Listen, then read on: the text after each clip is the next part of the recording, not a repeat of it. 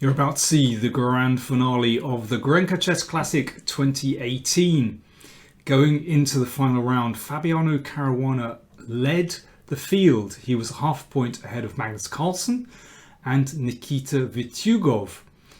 Carlsen had black against Anand, not an easy last round. Vitiugov had white against Caruana, so both those players knew that destiny was in their own hands. Situation very similar for Caruana to the last round of the candidates, where he was also a half a point clear but wasn't sure whether a draw would be enough to win the tournament. I should say that this video is also the end of a very busy 30 days for the PowerPlayChess team. Over the past month, we've produced over 30 videos during the Candidates Tournament and the Grenke Chess Classic, so more than a video every day, and we very much hope that you've enjoyed watching. I should say that this kind of output would not be possible unless it was for our supporters, our patrons, so thank you very much to them. And if you haven't supported the channel yet, then please do consider visiting patreon.com/PowerPlayChess or making a one-off donation via PayPal. You can see the links in the video description. Thank you very much. Right, without further ado, the game. Nikita Vitiugov against Fabiano Caruana. So Caruana with black repeats his Petrov, and Vitiugov plays in exactly the same way as Grishuk did in the last round of the candidates. It's quite extraordinary. And here, if you recall, in that game, Caruana exchanged on d2 and got, well, to my eyes, a very satisfactory position. But Caruana didn't wait for Vitiugov to play an improvement. He got the first new move in, Queen d7. This is actually a novelty. Never been seen before. Novelty on move 5. Looks very strange indeed, but there is method in his madness. Basically, black wants to keep the knight on e4 for as long as possible.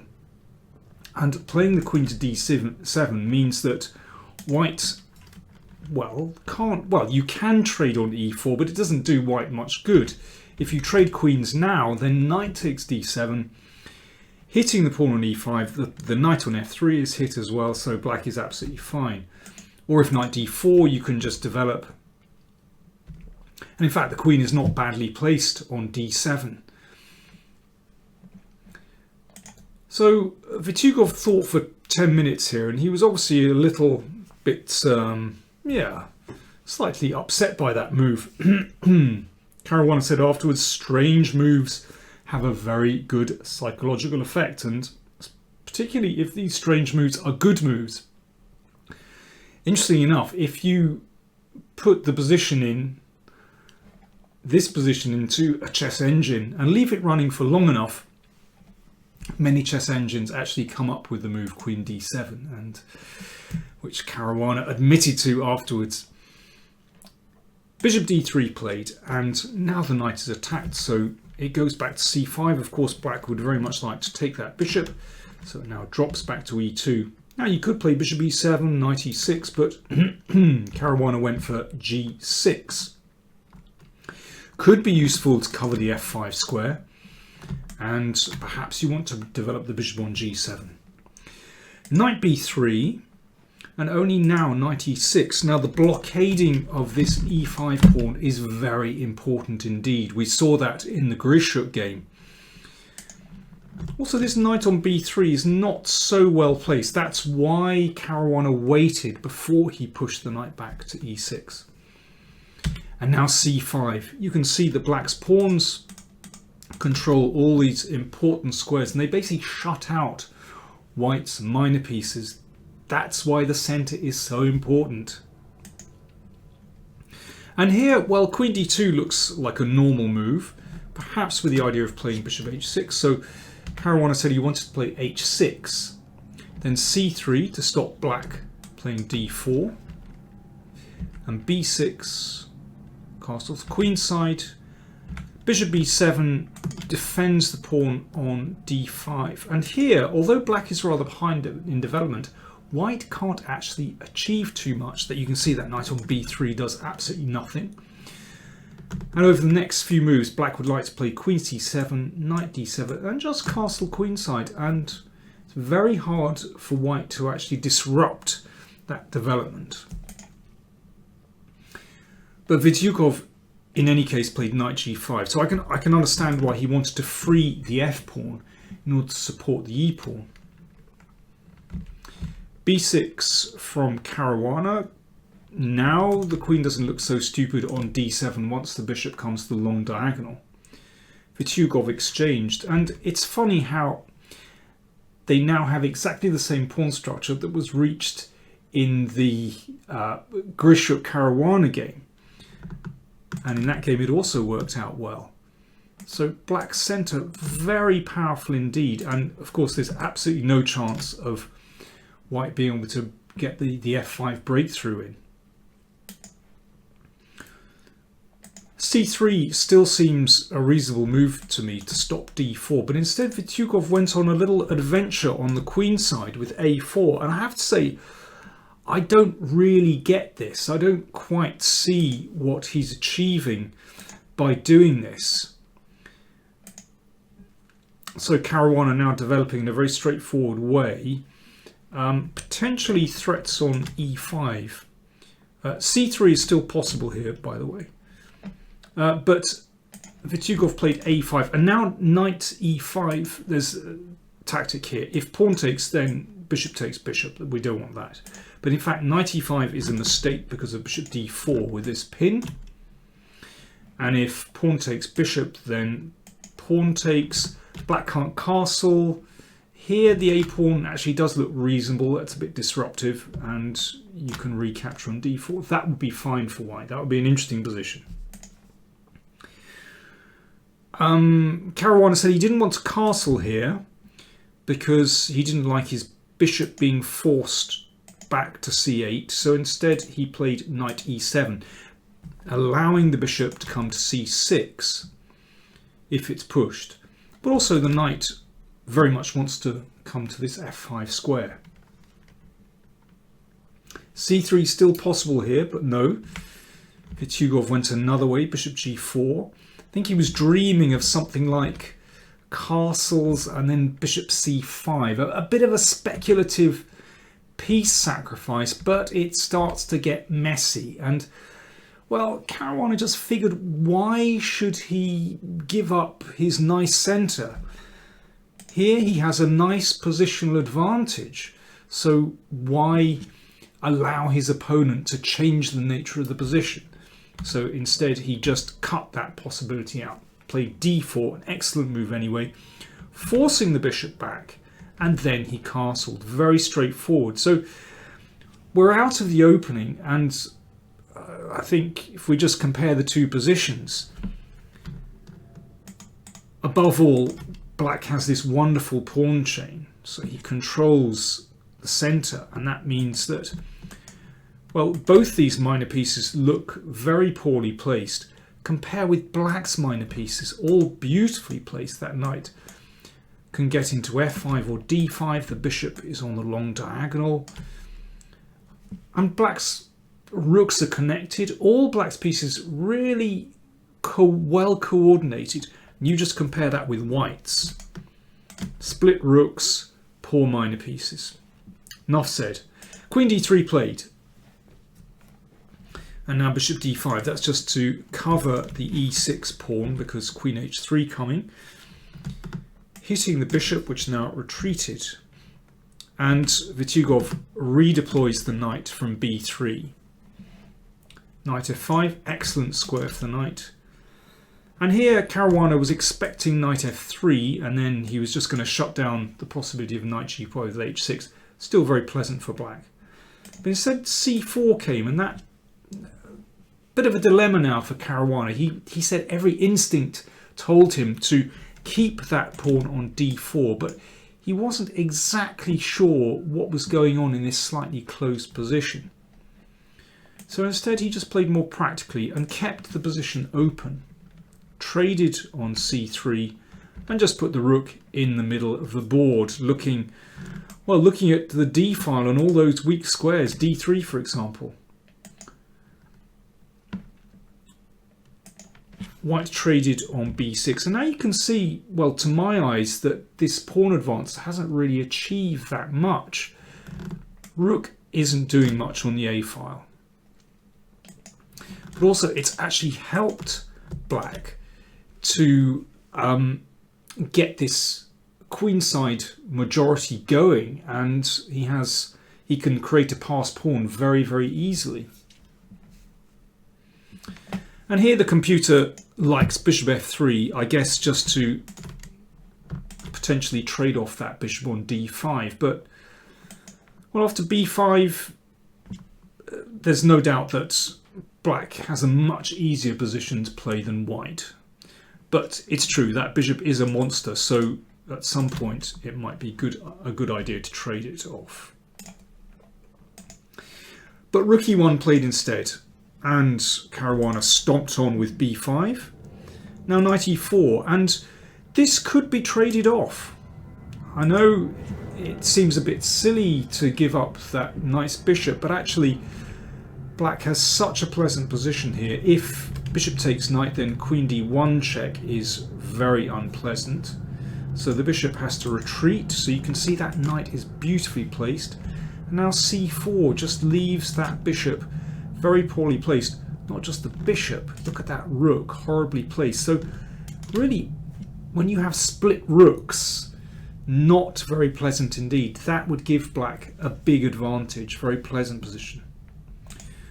But Fabiano just played very practically. He kept his nice piece on d5. Let me just show you one interesting variation here that shows you the kind of weaknesses that white has here. So bishop a3 could be a plausible move, attacking here through here, but then b4, so that gets traded, and the bishop has to drop back. But now a forcing sequence, we can exchange on e4, give a check. Yeah, that's what happens when you advance your f pawn. King is weak, not just on this diagonal, but also along the 7th rank. So king h1, and now queen here. Hitting the rook, hitting the bishop. You can see white's forces just split that queen side of the board. I should just reiterate, this did not happen, but I just find it a very interesting variation that it just shows the power of centralization. Rook d3 hitting the queen. h5, that's a nasty move. And if bishop takes knight, then check. We recapture the bishop, and now there is no decent defense to a check and then the entry of the rook into the position via one of these files, and the queen is just way offside. Centralization, that's what it's all about. Okay, coming back to this position. So bishop a3 didn't happen, but instead knight g5. That got hit, and the knight came back to f3. So in the end, the knight has taken a round trip, but it got to f3 anyway, having lost a lot of time. Bishop c6, preparing perhaps a rook to slam down on d3. And bishop f5 taken. Takes the knight and g takes, so now that bishop doesn't have an opponent. Finally this bishop develops, and rook d3, hitting the pawn, rook c1. Very easy moves for black to play, and Caruana wasn't in time pressure, which makes a change. Queen h4. Okay, the queen was doing nothing, so Vitiugov decides to trade, which Caruana did very happily.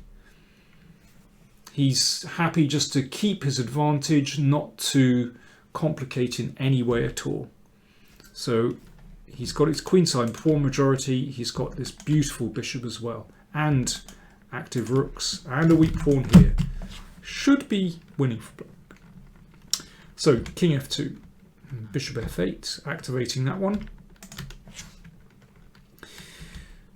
Knight f3. Objectively, best move is to trade and then pin. And this is actually extremely nasty because rook number 2 is coming down and this should win in short order. But, well, Fabiano was playing very practically. He just played bishop d5, getting out of the range of that knight. Bishop c5 played. And here Vitiugov blundered. He played knight takes f5. He should play knight c2. Now, of course, black doesn't want to trade here. That certainly gives white chances to hang on. So black would have to play the bishop back and, well, they would repeat the position. Of course, black can play on with a move like b4. But there's still a bit of work to do before this one is converted into a win. But in any case, knight takes f5 played, and this is a mistake. Of course, not pawn takes, because then bishop takes, but bishop a3. So the rook is attacked, and the knight is attacked as well. So black wins material, and the end came swiftly. So black is now at the exchange up. If rook takes, then we've got a rook check coming down on a2. So bishop takes, rook takes c3. Quite a big pawn to take. 2 connected pass pawns now. And in this position, Vitiugov resigned. Well, rook a2 follows shortly, and if you don't win material at that point, then the 2 connected pass pawns will decide. So that victory meant that Fabiano Caruana won the tournament by a whole point. It really is a repeat of the candidates because Carlsen only managed to draw against Anand. He had a very interesting game, actually. They were both quite satisfied with the game afterwards. So, final scores. Fabiano Caruana on 6.5. Magnus Carlsen on 5.5. Clear second. Vitiugov, Aronian and Vashilogrov on 5. Well, what an extraordinary month it's been for Fabiano Caruana, winning the candidates and now winning the Grenke Chess Classic. It seemed to me that he was very relaxed during this tournament. One might have expected a complete collapse after the candidates, but this tournament seemed to me felt like a free roll for him. He was really relaxed. He still had a lot of practical common sense after playing himself into form in the candidates, and obviously lots of nice opening ideas as well, where we saw that today, and well, in several other games where he perhaps surprised his opponents. He only had one dodgy game, and that was the first round against Magnus, but a bit of luck and a bit of tenacity pulled him through. Be interesting to see how he does in the US Championship, which starts in about 5 days time. We might see a collapse then. Anyway, we wish him well. He's had an absolutely fantastic month. Thanks very much for watching. By the way, if you want to see the game, the last round game from the candidates again, if you haven't seen it before, Grishuk against Caruana. There are so many similarities with this game. Then do check out the link in the info tab up there. Thanks very much for watching, folks. See you later.